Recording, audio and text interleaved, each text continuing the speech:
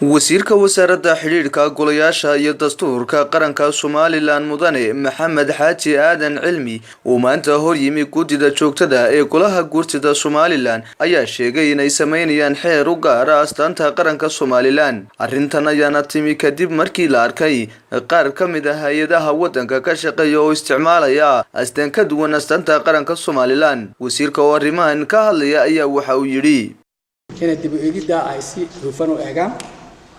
waxa iyaduna de khabiirada aan garanaysan oo dhukroona kamida oo isagu de meelba kama eegeen maskaxda uu ka soo saara waxyaabaha runtii talooyinka badankooda aan weydiino waxaan soo wadnaa xeerar fara badan oo anaga tala siin doontaan oo ay ka mid tahay xeerka astaanta qaranka waa qodob laakiin xeer ma laha xeerka calanka xeerka afka Soomaaliga oo iminka meel walba wixii la doonaba ku qoran hadaa eegtaan boorarka dalkeena magaalooyinka ku qoran caasimadda boqolkiiba 8 waa Ingiriisi boqolkiiba 10 wax laga Carabi boqolkiiba 5 inay Soomaali tahay laga yaabo saa'uudin dastuurkeena wuxuu qoray afka koowaad waa afka Soomaaliga ka labaadna waa Carabi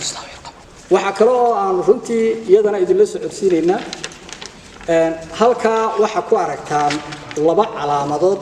oo ah astaamihii qaranka labada astaamood ee qaranka markaan eegnay hay'adaha iyo wasaaradaha qaranku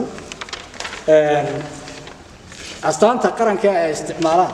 boqolkiiba 70 waxay isticmaalaan takhaldan oo taas marka labada astaamoodna waxaan insha Allah golayaasha dhawaan geyn doonaa iyo golaha wasiirada si loogu dhaqmo astaanta saxda ah ee leenahay tan wax bisinba maaha waa farfarisiya Allahu akbar feeraha kaga taalo wax iska maxaan ahay sanadba ku yaala wala arimood aad iyo aad u kala duwan laakiin waraaqaha aynu soo dirayno heer qaran waxa weeyaan kuwaas ay badan yihiin khaldan taana insha Allah weyn waa Maxamed Abdi Abdulaahi Maxamed Andar Hormuud Cable TV magaalada Hargeysa.